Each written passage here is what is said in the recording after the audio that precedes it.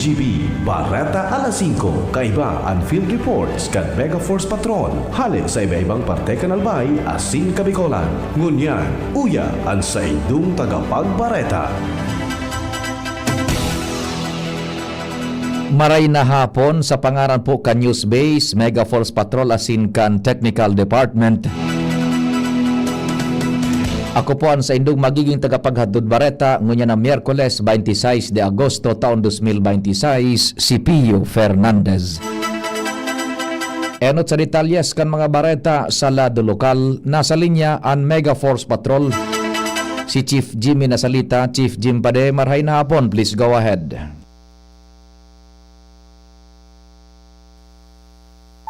Tatanim.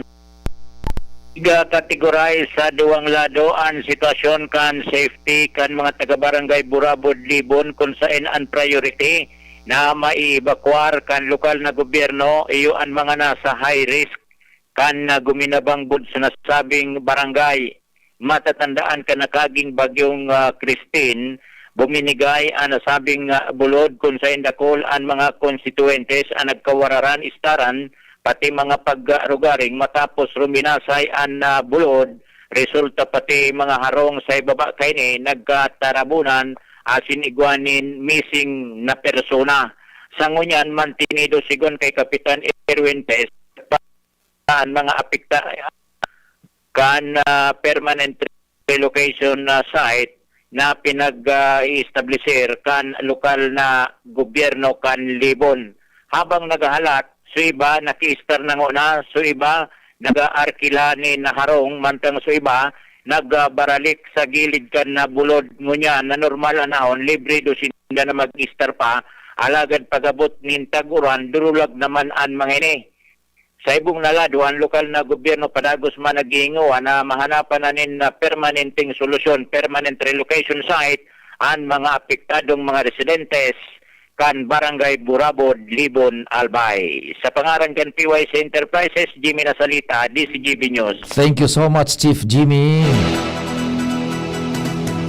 Diretso pa kan dispatsos mga bareta sa lado lokal, nasa linya pa ang Mega Force Patrol.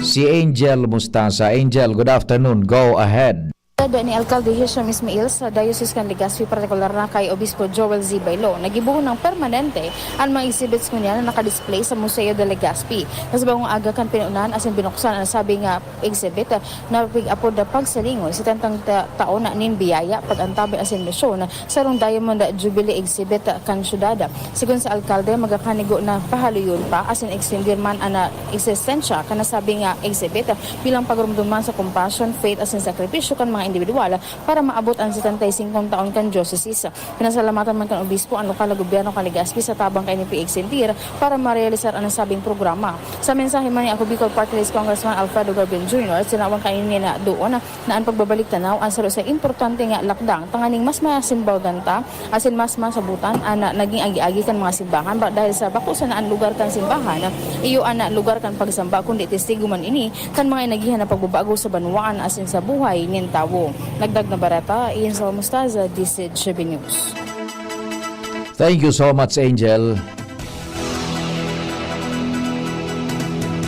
Ngunyan sa detalyes kan mga bareta sa lado nasyonal, pinag-inauguraran ni Presidente Ferdinand Marcos Jr. sa Giraray na pagbubukas kan Coconut Palace sa Pasay City bilang parte kan paghanda kan Pilipinas sa ika-49 ASEAN Leaders Summit sa nag-adang-adang na Nobyembre kaining taon. Sa pagbubukas kay ni tinaawan do ni Marcos ang importansya kan pagmantinir sa Coconut Palace bilang parte kan pamana kang nasyon asin pagpapahiling kan kakayahan asin identidad o pagkakamidbid kan mga Pilipino. Nagpairarong sa restorasyon ang palasyo matapos ang haros 5 dekada poon kan itindog ini kan taon 1978. Pinag-adalan man ang posibilidad na magkaigoning entrance fee asin bayad para sa mga private events asin bookings, subject pa sa pag-aprobar kan GSIS Board of Trustees.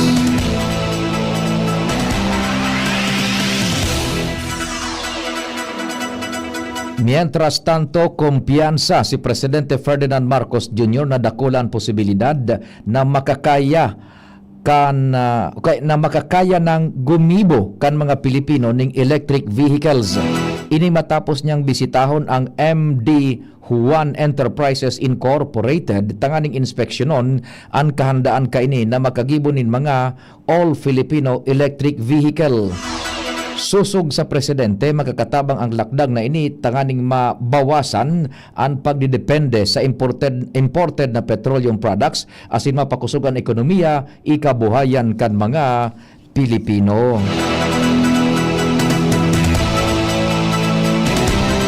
Sa iba pang bareta, pinatanidan ni Presiding Officer Senador Cheese Escudero ang mga senador judges na maging impartial asin politically neutral sa tahaw kan impeachment trial ni Vice Presidente Sara Duterte. Sinabihan man niya ang senator judges na solamenteng sa mga witnesses idirekta an sa indang mga hapot asin likayan na magkomento sa social media. Patanid pa ni Escudero na pwedeng magresulta sa ethics complaint an anuman na pagbalgar kaini. Ipinahayag ini kan senador kasabay kan pagtukar sa ruling sa manifestasyon kan defensa laban sa sarong social media post ni private prosecutor abogado Amando Ligutan.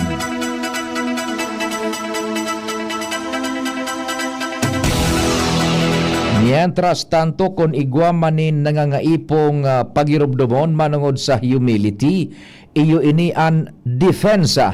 Ini ang naging pahayag ni private prosecutor abogado Amando Ligutan sa nainot na pangapudan kan defensa na magkaigoning humility kasunod kan sa iyang Facebook post manungod sa misleading question remark sa nakaaging impeachment trial. Ipinag-insister niya na daing sala sa pagkurihir lalo na tasaro man siyang paratukdo afera sa pagiging abogado.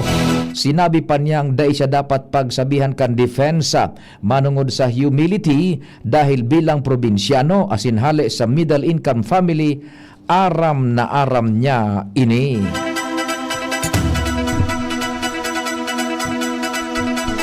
Mientras tanto, inapod kan House Prosecution Panel na architect asin mastermind si Vice Presidente Sara Duterte sa pagkapot asin paggamit kan confidential funds kan opisina kan Vice Presidente mantang pinag-question man ang pabago-bagong paliwanag kan sa iyang opisina na ipigladawan kan prosekusyon na posibleng sarong scam. Sa nagpapadagos na pagdangog sa Senate Impeachment Court, pigriparo ni Counsel for Prosecution, abogada May Divina Gracia, ang mga dahilan sa paggamit kan confidential funds para sa mga surveillance activity as in an apat na magkakaibang bersyon kan OVP may kinaraman sa paggastos kan nasabing fundo. Katakod kay ni hinapot kan prosekusyon kung ang pabago-bagong pahayag kan ahensya, indikasyon kan pag-utik o saro sa naining paghakbas o scam. Tulos naman na pinalagan kan defense team ang paggamit kan mga tataramon na scam dahilan para ipagmando ang pagpulinas kan mga ini sa opisyal na record kan impeachment trial. Sa iba pang bareta, suminakat na sa 31 ang narehistrong nagadaan dahilan sa efekto kan Bagyong Luis, Maymay, Neneng asin Habagat. Susog sa National Disaster Risk Reduction and Management Council sa nasabi ng numero, 15 ang nahirehistro sa Benguet, Tig Sararo sa La Union, Quezon, Oriental Mindoro asin Negros Occidental. Mantang 4 naman ang nai-report sa Rizal, Siringman sa Batangas asin Tig 2 sa Occidental Mindoro asin Caloocan. Katakod kaini na sa 104 naman na mga lugar sa nasyon ang nagdeklarar ng estado de kalamidad. Kasabay sa mga nagdeklarar ang mga probinsyas kan Bataan, Bulacan, Pampanga, Zambales asin Cavite. Kasabay pa ini sa an ibang lugar sa Dagupan, Pangasinan, Benguet, Rizal, Batangas asin Occidental Mindoro. Nasa full capacity na ang emergency room kan ospital kan Manila Medical Center o OMMC sa nakalis na duwang aldaw dahil sa padagos na pagdakol kan mga pasyenteng nangangaipuhan nin tulos na atensyon medikal kasabay ang mga suspected as in confirmed na kaso kan leptospirosis. Katakod kaini nagpagirumdum ang ospital sa mga pasyente na lawigan ng pasensya mantang pigsiguro na matatawan nin tamang atensyon medikal o kay medikal ang mga pasyente o mairekomendang ibalyo ang mga ini sa iba pang pinakaraning hospital na may kakayahan pang magresibi nin dagdag na pasyente. Nagpadara nin oil spill response personnel as in mga ekipahe sa Botolan, Zambales tanganing mapugulan ang posibleng pagtagas kan krudo hali sa naglubog na tugboat ang SL Sual na may kargang 15,000 na litros kan diesel. Day maning nahiling na diesel leakage basado sa pinakaultimong assessment. Sinabi ni Philippine Coast Guard spokesperson Commodore Noemi Cayabyab na pigmamonitor nindaan panahon para magkaigoning underwater inspection.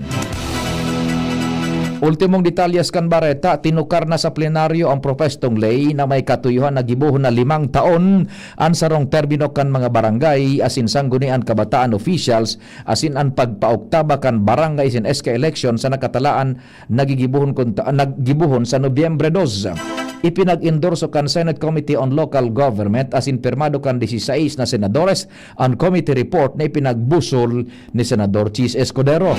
Sa sponsorship speech para sa Senate Bill numerado 2387, sinabi ni Senador Escudero na susog mismo sa stakeholders pinakang angkop ang 5 taon para sa barangay sin SK officials kaysa sa presenteng 4 na taon. Tigasabin ang mga barangay sin SK officials and planners, implementers o tagapagpautob, first responders, peacekeepers, conciliators sin frontline service providers sa mga komunidad. Dagdag pa ni Escudero, bako ini ang enot na beses nagigibuhon na 5 taon ang termino kan barangay officials dahil naging 5 taon man ini sa irarom kan Akta Republika 6653 kan Mayo 6, 1988 as in Akta Republika 8424 kaya 8524 na naging lay kan Pebrero 14, 1998. Ipigbubusol nagibuhon sa Nobyembre 2 BSKA o kaya ipigbubusol nagibuhon sa Nobyembre 2 BSKA sa ikaduhang Lunes kan Nobyembre 2028 an eleksyon. Sa pangarang ka nagsururat kan informasyon sa pangenot ni News Director Mardela, Jen Matthew Balyaran, Nicole Ann Gloriani, Mega Force Patrol, sa Master Control si Tata Nems Flora, sa IT Jerome Nico Martinez asin EJ Brimen, day tabi kalingawan, day magali masunod tulos an Our Mother Perpetual Help Novena. Ako po si Pio Fernandez. Jericho Rosales po, ibang level na tayo. For liver health, Silimarin plus multivitamins Liver-Aid Pro. I take it every day with proper diet and exercise. Ang Liver-Aid Pro ay maaaring makatulong sa proteksyon ng atay at support and aid sa treatment ng chronic inflammatory conditions tulad ng fatty liver. Mag-liver up na! Silimarin plus multivitamins Liver-Aid Pro.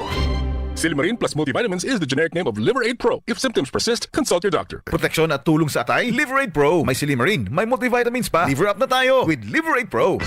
Realize true comfort and relaxation at Dorotea Resort and Spa, a perfect venue for family outings, couple retreats, and various functions such as weddings, birthday parties, corporate seminars, and conferences. Dorotea Resort and Spa. We have backpackers rooms, standard rooms, deluxe, suite, and a penthouse. Also, relax and rejuvenate with our spa's invigorating treatments, services, and facilities. Dorotea Resort and Spa, Kahugutan, Bakakay, Albay. For reservation, contact us at 0917-777-5734. Find us on Facebook, Dorotea Resort and Spa. Relax, rejuvenate, and enjoy. Only here at Dorotea Resort and Spa. Kung ikaw ay edad 50 pataas katulad ko, may mataas na ang risk ng manlalabo ng paningin. Mas challenging ang pang-araw-araw na gawain tulad ng pagbabasa, pagsusulat, at pagmamaneho. Ang Optin ay may lutin na maaaring makatulong sa kalusugan ng mata, nilalabanan ng epekto ng glaucoma, macular degeneration at katarata. Kitang-kita ang kalusugan. Mabibili ang Optin sa mga pangunahing butika nationwide. Mahalagang paalala, ang Optin ay hindi gamot at hindi dapat gamitin panggamot sa anumang uri ng sakit. Ready to experience exciting rewards and luxury gaming. With New Star Online, get a chance to win through multiple daily leaderboards, from bingo big wins and daily bets to daily claim and welcome rewards, plus a variety of rewarding promotions available every day. Download the New Star Online app now and elevate your gaming experience with more daily rewards. For EGLD reference number MKTG-2026-0940, 0943, 0946, 0947, 0949, and MKTG 2026-1210. Gambling is for persons 21 years old and above only. Gambling can be addictive. Know when to stop. Email responsiblegaming@hagcore.ph. Discover the beauty of playing brightly with New Star Online. Luxury entertainment now in your hands.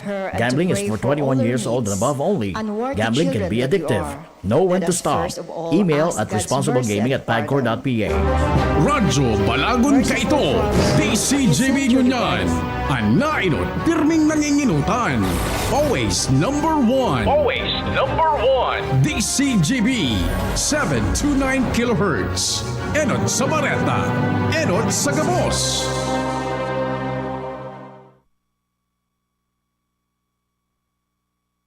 Father, forgive us. Repenting sincerely of our sins, we ask your mercy. May we always live as your truly devoted children.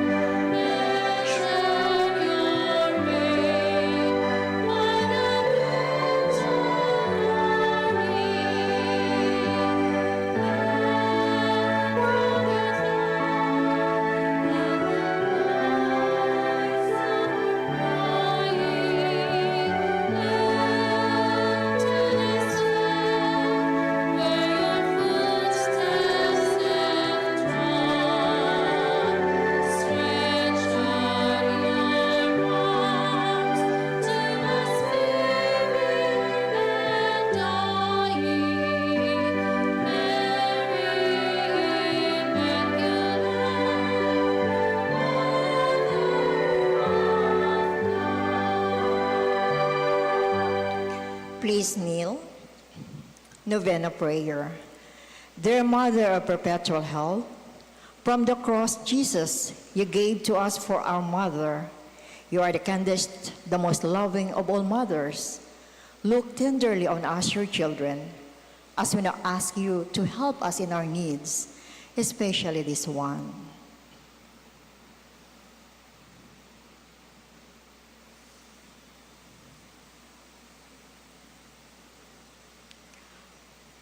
While you were on earth, dear Mother, you willingly shared in the sufferings of your Son, strengthened by your faith and confidence in the fatherly love of God.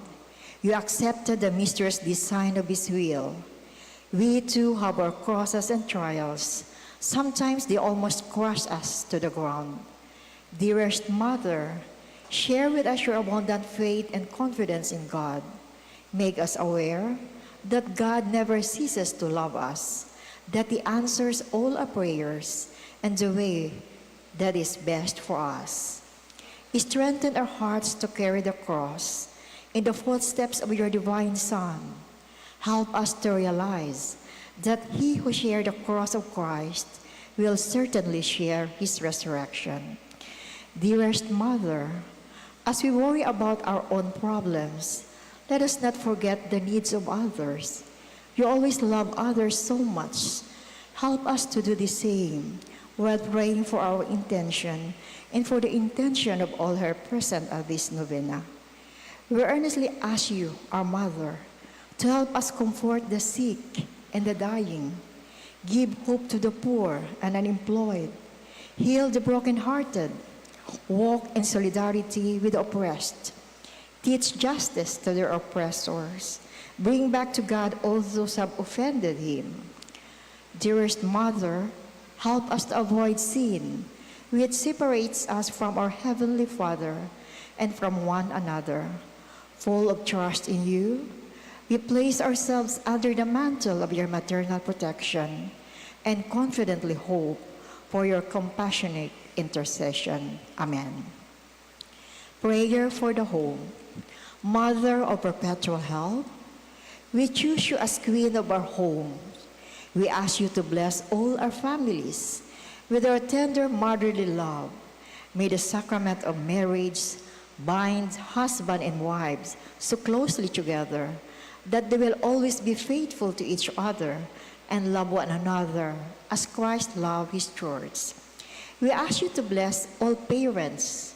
May they love and cherish the children whom God has entrusted to them. May they always give them the example of a truly Christian life. Help them to bring up their children in the love and fear of God. Bless all children that they may love, honor, and obey their fathers and mothers. To your loving care, we especially entrust the youth of today. Give us all a sense of responsibility that we may do our part in making our home a heaven of peace, like your own home at Nazareth. We take you as our model. Help us to grow daily in genuine love of God and neighbor, so that justice and peace may happily reign in the entire family of mankind. Amen. Petition to our Mother of Perpetual Help. Holy Mary, pray for us. Holy Virgin conceived without original sin, Pray for us. our Mother of Perpetual Help, Pray for us. we sinners call to you, Loving Mother, help us. that we may prepare for the coming of Christ, Loving Mother, help us. that we may be filled with the Holy Spirit and become courageous witnesses of Christ's love for all, Loving Mother, help us. that we may be more and more like our divine Lord as you were, Loving Mother, help us. that we may be meek and humble of heart like your own Son, Jesus, Loving Mother, help us. that we may fear losing God's friendship forever by unreported sin, Loving Mother, help us. that we may seek Christ's mercy and forgiveness constantly in the sacrament of penance, Loving Mother, help us. that we be aware of God speaking to us in the events of daily life, Loving Mother, help us. that we may pray daily with love and trust, especially in moments of temptation, Loving Mother, help us. that we may understand the value of worshiping God together in the Eucharist, Loving Mother, help us. that we may grow in the love of Christ and neighbor by frequent communion, Loving Mother, help us. that we may reverence our bodies as temple of the Holy Spirit, Loving Mother, help us. that we may strive to be true Christian by our loving concern for others, Loving Mother, help us. that we may proclaim the dignity of work by doing our own work consciously, Loving Mother, help us. That way we forgive from heart those who have wronged us. Loving Mother, help us. That way we see the evil of seeking our own interest at the expense of others. Loving Mother, help us. That way we work for the just distribution of this world goods. Loving Mother, help us. That way we share our talents with others for the good of the community. Loving Mother, help us. That way we accept our responsibility in the community in a spirit of genuine service. Loving Mother, help us. To pray that the Holy Spirit may guide and strengthen Pope Francis, the bishop, and the clergy. Loving Mother, help us. That way may be blessed with an increase of priestly and religious vocation. Loving Mother, help us. That way may care and protect God's creation. Loving Mother, help us. That way may defend the human dignity and sanctity of human life from conception to natural death. Loving Mother, help us. That there will be genuine and lasting peace in the world. Loving Mother, help us. That we may bring the knowledge and love of Christ to those who do not know Him. Loving Mother, help us. That we may be aware of our dependence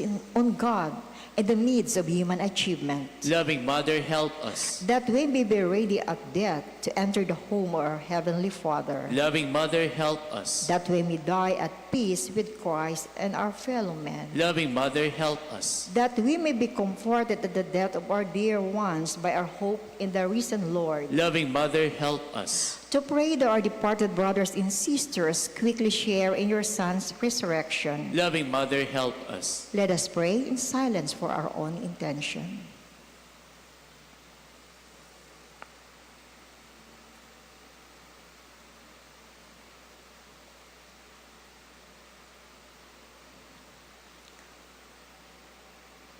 Holy Mary, pray for us. Pray for all the people of God. May all experience God's perpetual help. Lord, you gave us Mary to be our mother, ever ready to help us. Grant us the grace to have recourse to her in all our needs. Amen. Thanksgiving prayer. Lord Jesus Christ, truly present in the most blessed Eucharist, we adore you. It has pleased the Father that in you all his fullness should dwell, and that through you he should reconcile all things to himself. Grant us the grace to be truly grateful for all that our Father has done for us. Grant that we may be truly sorry for our sins and renew our lives. Through you, we thank the Eternal Father for the gift of life. He has created all the wonderful things of this world for us. May we learn to use them well, so that through them we may grow in love for Him. Above all, we thank our Father for sending you to us as the greatest expression of His love, to save us in all creation by your death and resurrection. We thank you, Lord, for giving us your own mother to be our mother of perpetual help. May the countless favor we have received through her intercession, and especially through the novena, inspire us to greater confidence in God's loving mercy and her perpetual help. Grant that we may always do the holy will of God and persevere in His love. To the most holy Trinity, Father, Son, and Holy Spirit, be honor, glory, and thanksgiving forever and ever. Amen. Prayer for the sick. Lord Jesus Christ, you bore our sufferings and carried our sorrow, in order to show us clearly the value of human weakness and patience. Graciously hear our prayers for the sick. Grant that who are weighed down with pain and other affliction of illness may experience God's healing, power, and comfort. Restore them to health in body and soul, so that they can continue to serve you and their brothers and sisters. Amen.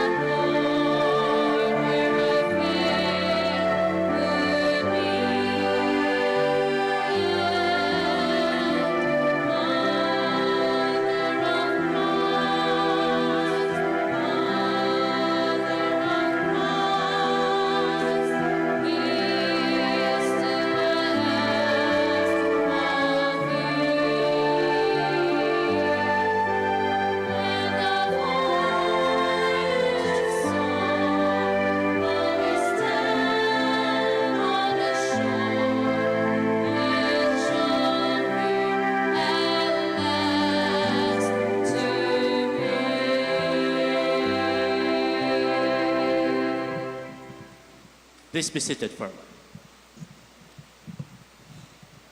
Once again, good afternoon, everyone. Let us include in this Mass the following intention. Thanksgiving requested by Dominic Ulaita.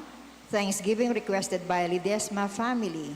Thanksgiving requested by Bilian Banyadera family.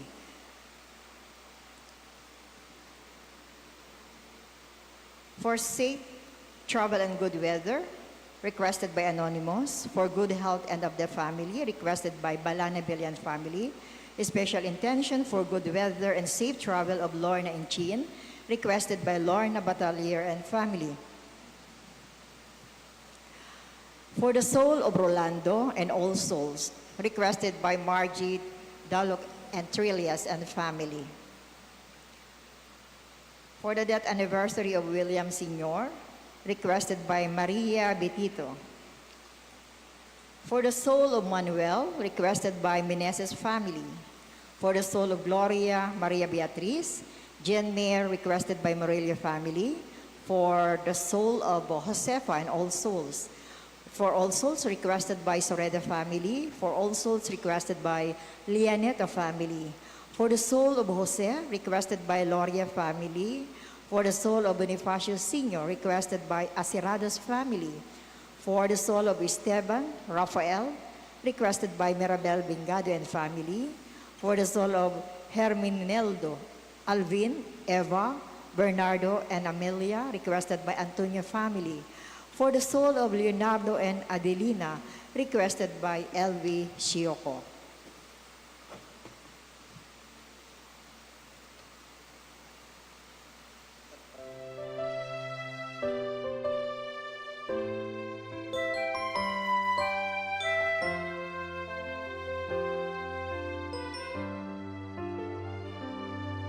Week and ordinary time. To preside over Eucharistic celebration is Reverend Father John Barquez.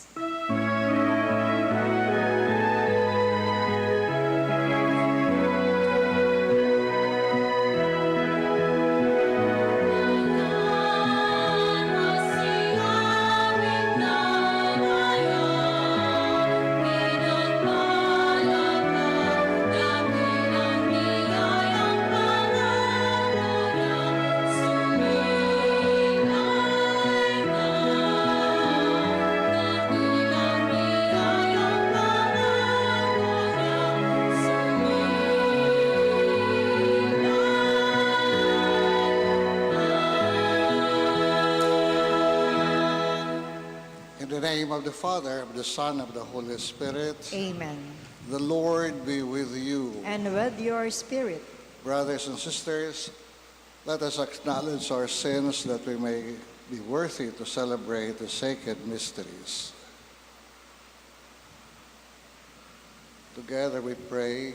I confess to Almighty God and to you, my brothers and sisters, that I have greatly sinned in my thoughts and in my words, in what I have done, and what I have failed to do.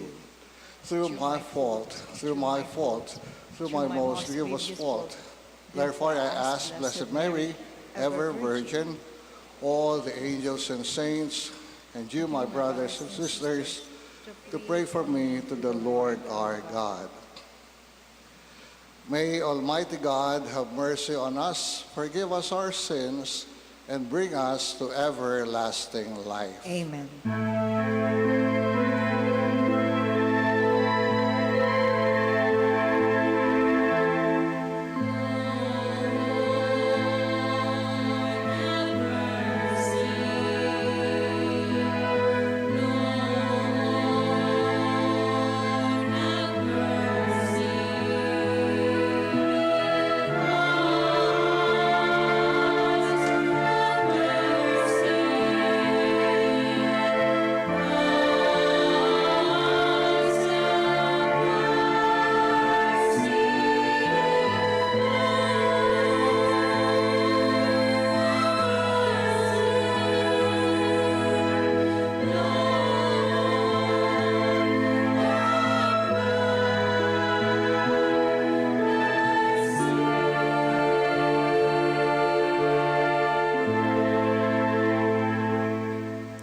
Let us pray.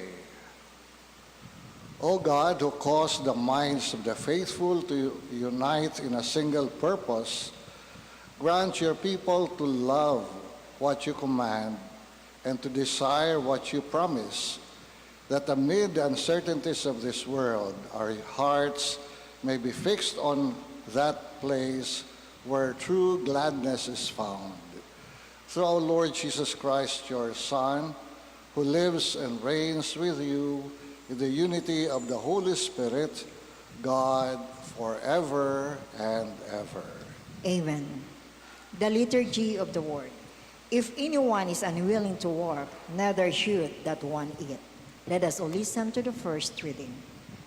A reading from the second letter of St. Paul to the Thessalonians. We instruct you, brothers and sisters, in the name of our Lord Jesus Christ, to shun any brother who walks in a disorderly way and not according to the tradition they received from us.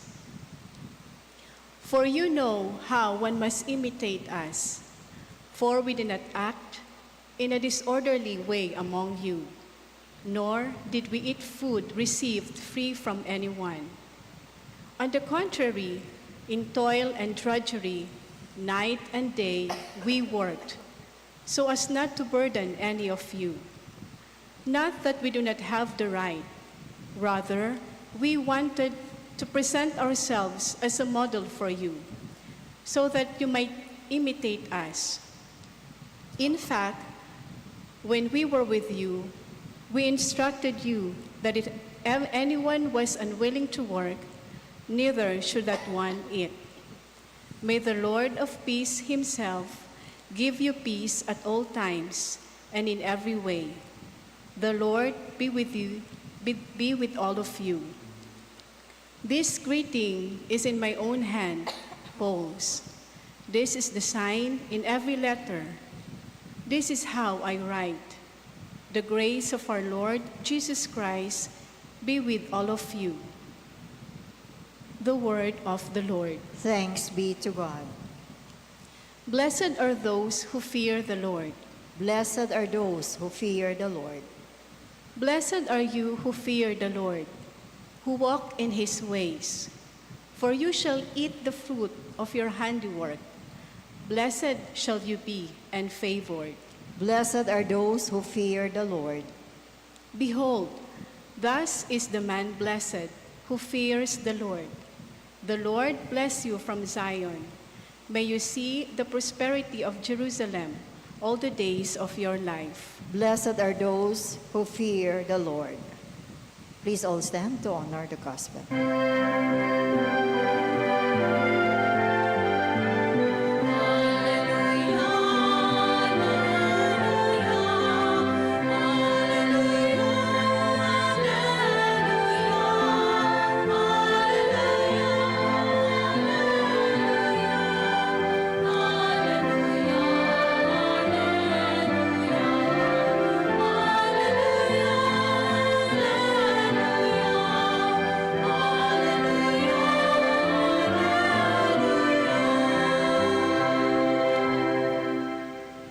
The Lord be with you. And with your spirit. Brothers and sisters, the proclamation of the Holy Gospel according to Matthew. Glory to you, O Lord. Jesus said, "Woe to you, scribes and Pharisees, you hypocrites! You are like whitewashed tombs, which appear beautiful on the outside, but inside are full of dead men's bones and every kind of filth. Even so, on the outside you appear righteous, but inside you are filled with hypocrisy and evil doing. Woe to you, scribes and Pharisees, you hypocrites! You build the tombs of the prophets and adorn the memorials of the righteous. And you say, if we had lived in the days of our ancestors, we would not have joined them in shedding the prophet's blood. Thus you bear witness against yourselves that you are the children of those who murdered the prophets. Now fill up what your ancestors measured out. Brothers and sisters, the gospel of the Lord. Praise to you, Lord Jesus Christ. Good afternoon, my dear brothers and sisters. If we try to appropriate the words that Jesus used to address the scribes and Pharisees, hearing them being told to us, "Woe to you, you are hypocrites. You are like stones." Surely we will feel insulted. We will feel bad. And when Jesus addressed these words to the scribes and the Pharisees, his intention was not to insult them, but rather he wanted them to wake up to their complacency. He wanted them to be shaken up because they were so comfortable with the way they were living their lives, as if everything was well, as if everything was going on according to God's plan. So they thought that what they were doing were the proper way of worshiping God.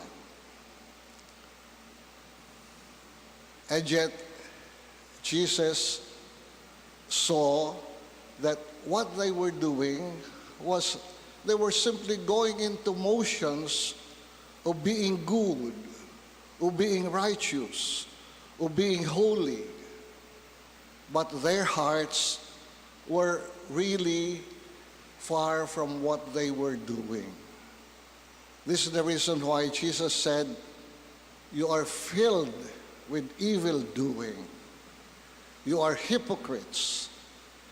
You want to be known as somebody because of your external behavior, and yet your hearts are filled with pride, with selfishness, with arrogance." And if we really come to think of it, perhaps the very words that Jesus used to the scribes and the Pharisees can also be true to each one of us at this point in time in our lives. How many of us are simply contented that people honor us because we look honest, because we appear to be holy, to be prayerful? They see us coming to church very often. They see us carrying novena prayers, carrying rosary beads. These things are good in themselves. But what happens, what makes it wrong, is if we use them simply as a way of displaying, so that people will see us as one who is prayerful, as one who is holy, as one who is really dedicated to the service of the Lord, as one who is really caring for others. But deep within our hearts, we are filled with ambition. We compete with others. We indulge in gossips. We bring down other people's reputation. And this is what Jesus wants us to be aware of. He shakes us so that our efforts to appear good may not simply remain in our appearance, but He is inviting us that these efforts should come from our very hearts. Our desire to be holy should spring from our hearts, so that even if no one is looking at us, even if there's nobody observing us, we will be prayerful, we will be honest, we will be loving, we will be respectful. We will always care for the good of the other. This is the invitation for us to really be truthful in our way of life, so that being true to what our hearts desire, our actions follow. But if we simply concentrate on good actions, on external performances, what we are doing, we are performing something that is holy, something that is good, that is admirable, but our hearts are contemptible. Let us remember